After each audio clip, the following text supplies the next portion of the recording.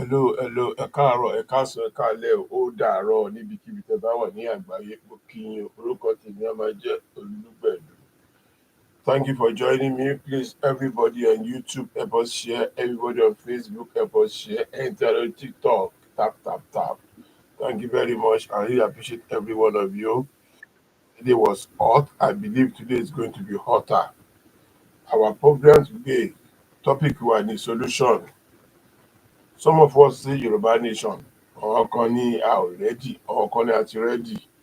Àwọn kan ní Nàìjíríà wà ókè, kí làwa Yoruba Nation fún? Àwọn kan ní Nàìjíríà ṣe báṣubàṣu bó ṣe wà ẹlẹ́sìn pé ó wà ókè. Pé gbogbo kidnapping tó ń ṣẹlẹ̀ yìí ò rí sí i. Torí àwọn kan ò rí, but àwọn kan rí, àwọn kan ò rí. So enter lórí Facebook pẹ̀lú YouTube, please. I'm gonna be here for within 30 minutes and 45 minutes. After that, I'm going to move to my TikTok. Join me on my TikTok, Olugbedu, every 7 p.m. every day. Thank you very much, everyone. Please enter on the TikTok. Please, my back will tap. I don't anywhere on my Java board. Enter on the Facebook, enjoy share. Enter on the YouTube. No, about share no good. Don't look for one thing. What they're doing to us now, what is Tiwa? Or they give you what could also on YouTube. Facebook anymore. I don't know the reason why, but enter on TikTok. I hope you are doing fine on TikTok. That's the reason why we spend more time on TikTok, because YouTube, Facebook, more problem. I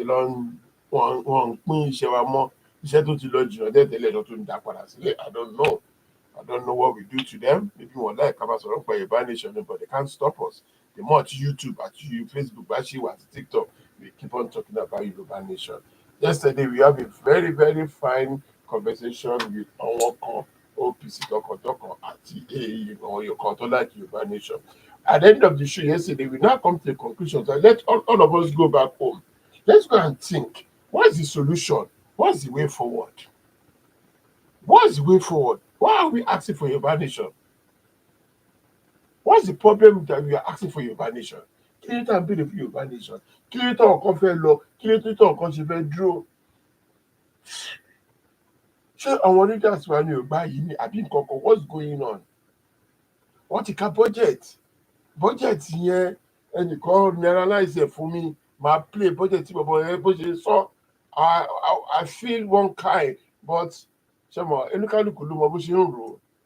Ṣé Yorùbá Nation máa pay wa bàbá dá wà? A tún sọ pé a fẹ́ dá wà, ọkọ̀ tún sọ pé bákan náà wọ́n tún gbé another dimension wá, àwọn òwò side yẹn. But kí ni solution gangan? Before I start talking, let's listen to this guy, and I hope 3 of us, Facebook, YouTube, and TikTok will get it. And please, 3 of you help us share, But the people on TikTok, on YouTube, and Facebook, please don't forget. After 45 minutes, we're going to go straight to our TikTok. You could come over and join us there, which is Olugbedu on TikTok. Let's listen to this. That the federal government's 2024 budget has been approved. Really? And you can estimate how much success a government can achieve by the type of things they give priority to in their budget. Because our people used to say, a chick that will grow into a cock is spotted the day it hatches. No problem.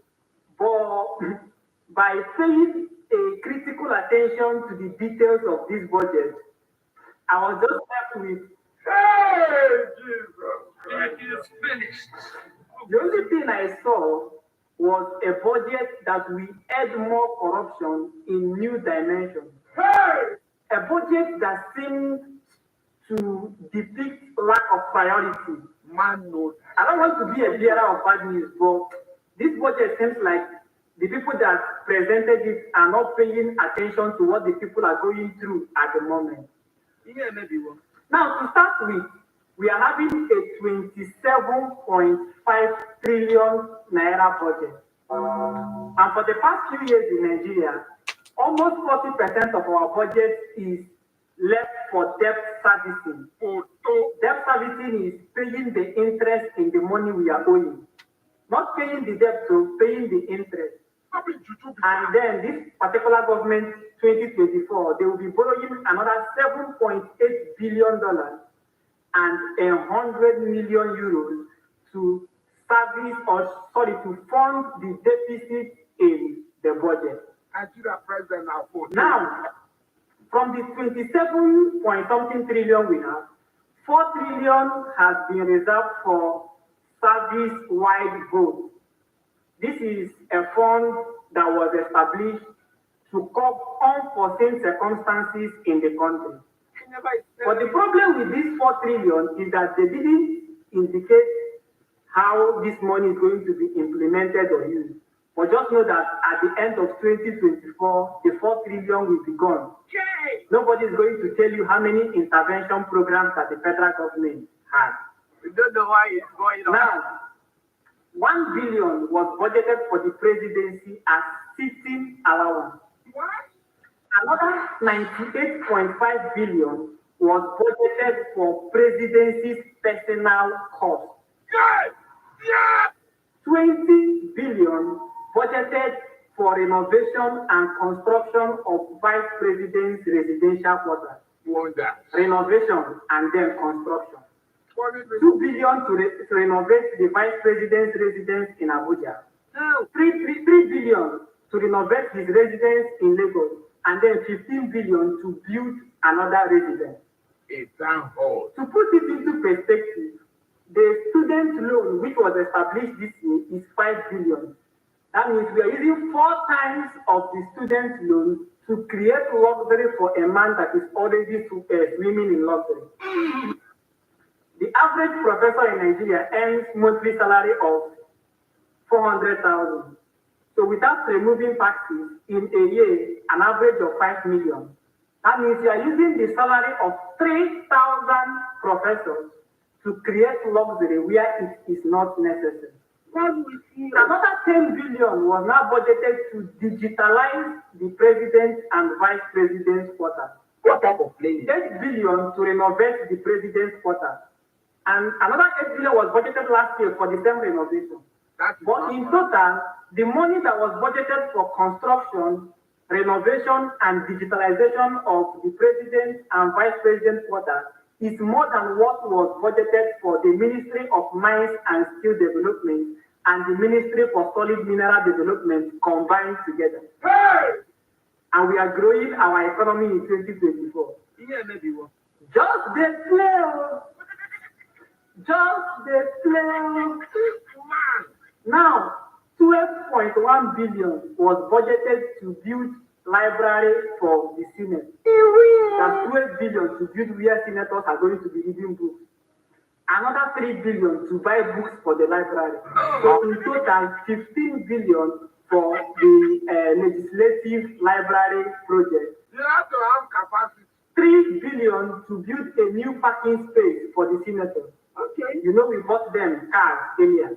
And they said why they cannot use their other official cars is because the roads are bad. So instead of fixing the roads, they will now buy better cars that can fix the bad roads. But that one is a story for another day. Another 3 billion to construct parking space for House of Representatives. A total of 6 billion for parking space legislative projects. Now, the office of the Chief of Staff to the President got a 21 billion naira allocation. Last year, Chief of Staff to the President got 519 million. So if you put it in perspective, this present government is allocating to each Chief of Staff 400 times what the past chief of staff got. I could have killed a lot. You see, the fact that as Africans, we allow this lack of priority, or we allow this wastefulness, or this cost of governance to thrive is one of the reasons why prayer for Nigeria in distress has not been working since we started praying that prayer. So as you are shouting and declaring that the government will favor you in 2024, remember that it is time to start paying attention to what the people in power are doing with the available resources at their disposal.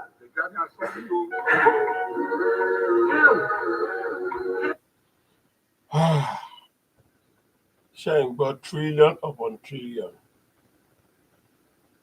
Ṣé àwọn tó ń lead wa, ṣé poor man tẹ wà nínú mind wọn náà? Did they even remember the poor masses? Did they even think anything about the poor masses?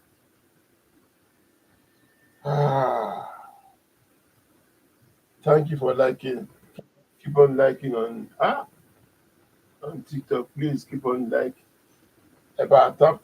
Thank you very much. Go rest. So I'll be there in 10-15 minutes because I'm speechless tonight. I'm really speechless. When I heard that, I ṣe ó ń purọ́ mọ́ wọn ni mo dẹ̀ lọ sínú pépà, the same thing ni mo rí ń bẹ̀. Ṣé bí bàbá Tinubu sọ fún wa pé òun ò ní ìdíwó yẹn, pé òun fẹ́ àwọn masses enjoy ni? Ṣé àwọn masses máa enjoy government báyìí? Ṣé masses tẹ máa enjoy government rárá? I don't know what to say tonight, but I'm gonna leave it for the panel. Are we getting a good governance from these people? Ní àná mo rí kinní kan tí ẹnìkan tí wọ́n gé tí wọ́n lọ kidnap tó release wọn tó ti kidnap ẹ̀, tí bọ̀bọ̀ yẹn wá ń sọ pé wọ́n kidnap wọn, wọ́n ṣe fílẹ̀ ní àwọn àtàwọn members ẹ̀ tó kù. I watched it on BBC today and I was so surprised. Ṣé irú nǹkan wọ́n ṣe bí àwọn APC tọkàn tó ń sọ wá pé kidnapping ò ṣẹlẹ̀ mọ́ Nàìjíríà? Ṣé ó ṣì ń ṣẹlẹ̀? Thank you Sunday. Ó ṣì ń ṣẹlẹ̀ ní Nàìjíríà. Àdẹ̀ní títún tí Buhari bá kó mbẹ́ tán kò ní sí kidnapping. Tí ọmọ Yorùbá bá débẹ̀ tán ó máa set everything up. Ṣé a wà ní setting by at all? What is happening to us? What is happening to us? And we asked for Yoruba Nation and everybody was complaining pé Yorùbá ò kíní kan. Please, I don't have a lot to say today. Mo fẹ́ jùlẹ̀ fún àwọn èèyàn sọ̀rọ̀. So if you are on YouTube or on Facebook, please join me on TikTok, Olugbedu, please. Join me on TikTok, Olugbedu. Let's have a chat together. Come and tell us your own opinion. Is this government going to favor us? Àbínú ìyà la máa tún kóra wá sí? Ní ìjẹta la ṣe sọ pé agbọ́pọ̀ fẹ́ sọ pé di 12,000. Ṣé ó ń lọ sí 1 time sí ẹni 12,000 náà tẹ̀kọ́ ní 1,002? 1,002 or 1,000? Ṣé we are getting? I don't even know. I'm sorry. I'm just speechless. But kíní kan ni mo mọ̀. Gbogbo ẹni tájọ wà nínú movement tẹ́ ń fọwọ́ àgọ́ wa sẹ́yìn. Ọlọ́run máa fọwọ́ gbogbo yín sẹ́yìn padà. Ọlọ́run máa fọwọ́ yín sẹ́yìn. Because bàbá wo bí àwọn èèyàn, how people are suffering. Bàbá wo báwo èèyàn bí náà wọn kò ṣe dùn. Àwọn tó ń gbé UK tó ní everything wọ́n máa support wọn because they are still going to Nigeria look for post. Ẹ ò lè rí post gbà, wọn ò ní fún yín post, ẹ kàn ń support wọn lásán ni. Nígbà tẹ́ bá tó rò tọ̀rọ̀, tẹ́ di òtítọ́ ọ̀rọ̀ mú, tẹ́ lè sòótọ́ ọ̀rọ̀, tẹ́ play pẹ̀lú òótọ́ ọ̀rọ̀, ìjọ ilẹ̀ máa rí pé this will get better for you too. Ẹgbẹ́ ọgbọ̀n bílíọ̀nù yẹn wọ́n free education kan fi sí up front, wọ́n fi iṣẹ́ kan fi sí up front, wọ́n fi iná kan fi sí presidential fìlà yìí náà ní nǹkan. Senator car park kí ló ń ṣẹlẹ̀? ibi tẹ́ ẹ̀ ń páàkì mọ́tò sí tẹ́lẹ̀ ń kọ́ òun lè fẹ́ jí gbé ń bẹ̀ wọ́n tún fẹ́ lọ náwó ń bẹ̀ yẹn whereas owó tó ń fi sí education is nothing. 1,200 or 1,500 yeah I know that. wọ́n tán páàkì mọ́tò wọn sí wọ́n ro ẹni tí nípa ẹ̀. What's wrong with we people? Ìjọ la máa lajú wa ìjọ olórí wa máa pé láti sọ pé a fẹ́ dìde fún right wa náà ìjọ la máa dìde fún right wa. When are we going to stand up for right? When are we going to come out and say this is what we want? Enough is enough. When is it going to happen? You sit down, you listen to the budget, still inú ẹ̀ ṣì ń dùn pẹ̀lú wọn, o ṣì ń celebrate wọn, o ṣì ń tẹ̀lé wọn. Àwọn tó pera wọn ní aṣáájú mídíà wọ́n ṣépè fúnra wọn gbìyànjú ni. Nígbà tó rò pé táwọn bá débẹ̀ gbogbo náà máa kó fún wọn èpè ló ń gbéra wọn jà. Gbogbo ẹ̀yin tẹ́ ń sọpọ́tì Tinubu tẹ́ pẹ̀lú òtọ̀rọ̀ tẹ́ lè sọ Ọlọ́run bẹ́ẹ̀ o. Mo sì wá sí tẹ́ẹ̀bù kan tí Wàsíù Àyìndé tó ṣe fún bàbá Ọbásanjọ́ nígbà tó wà nígbà yí ẹ̀ tó ní kò ṣe dáadáa kó bá wọn túlù tó kò ṣe tẹ́ẹ̀bù fún Tinubu sì yẹn pé kó náà túlù tó. Ìjọba Ọbásanjọ́ dẹ̀ sọ̀wájú yìí lọ o. Tó bá máa sọ wọn APC àní ẹ̀ wọ́n ti pọ̀ sí ni pé kí ni population ẹnìkan sọ̀rọ̀ lórí platform mi lánàá ó ní Dubai is doing fine everything only fine ẹnìkan bọ́ta ó ní their population is small ṣé àlékún ju Dubai lọ ni. Ìwọ̀nba ta ní tó small ẹ̀ ṣá make good use of it. You will take care of the little ta ní yẹn pé kékeré ta ní ṣá make care of it. Ẹbí ń tọ́jú ara yín nìkan you look after yourself alone you don't care about your brother you don't care about your sister you don't care about somebody around you and ó sọ fún mi pé oh God.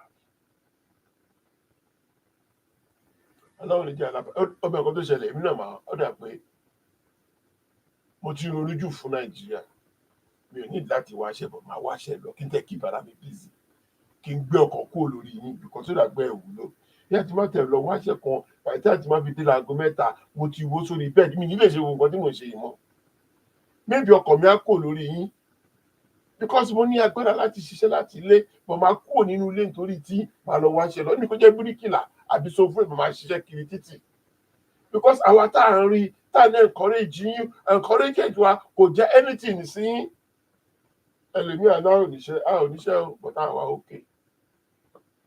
okay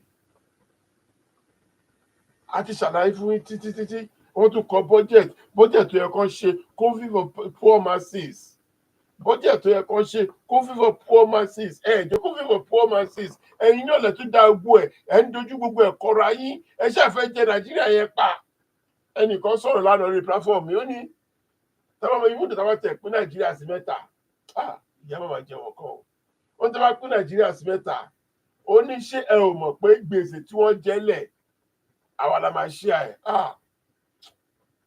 ok mo fi ọ̀rọ̀ sínú ẹ máa kójọ ẹ máa jí gbogbo owó yẹn kó dìgbà tá a bá fẹ́ pín kọ́ni ká wá ṣe ẹ̀ wá wò nǹkan tá a máa ṣe gbà yẹn ẹ máa jí ẹ máa kó ẹ kọ budget ẹ gba lóònù ẹ tún gba lóònù fún ọmọ school ẹ wá fún ọ ní condition ìmọ̀ pé ẹ ò níṣẹ́ ìlú tí ò níṣẹ́ tó fẹ́ fún ọmọ ní school ní lóònù tó wá ní after 2 years kan wá dá lóònù padà ìtí ò bá ti dá padà lórí lọ sẹ́wọ̀n torí ẹ̀ ẹ̀yin náà dẹ̀ fẹ́ kọjú mọ́ ẹ wo be like say I've done enough on Facebook and YouTube I want to go on TikTok now please enter lórí Facebook and YouTube ẹ join mi lórí TikTok mi Olúgbẹ̀dú ẹ jẹ́ àlọ́ ní fọ́ọ̀nù bẹ́ẹ̀ because I want to hear people's word I want to hear what people want to say I want to hear what is somebody right here I want to hear what people will say because hey Baba Friday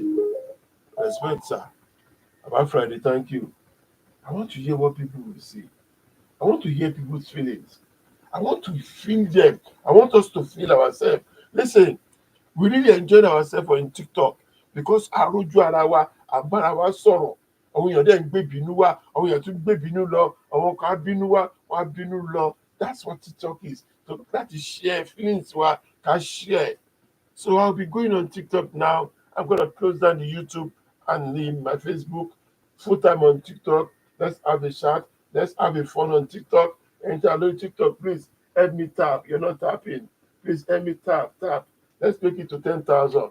Because I'm agreed 10,000. Mama Jara, but I'm having a program. Thank you. Thank you. Oladoyin. Yeah, I'm gonna pick you up. I'm gonna pick you up in 2 minutes. Everybody, I know you on TikTok, you want to talk, but before I start picking you up, stay there. Let me close my YouTube and my Facebook page. And I've known the Facebook and YouTube. Come to my TikTok. Thank you very much. Keep on sharing. Love you, Adebayo, Sunday, everybody on my Facebook, Yoruba Nation. Yeah, you're on my Facebook too. Yeah, Yoruba Nation is a solution. I mean, no, Yoruba Nation is a solution, but let them come and tell us that Yoruba Nation is a solution. Yoruba Nation, I'm okay, Yoruba Nation is a solution. Please come down to my TikTok. Let's have a chat. Thank you on my Thank you on my end screen on my YouTube. Thank you. YouTube.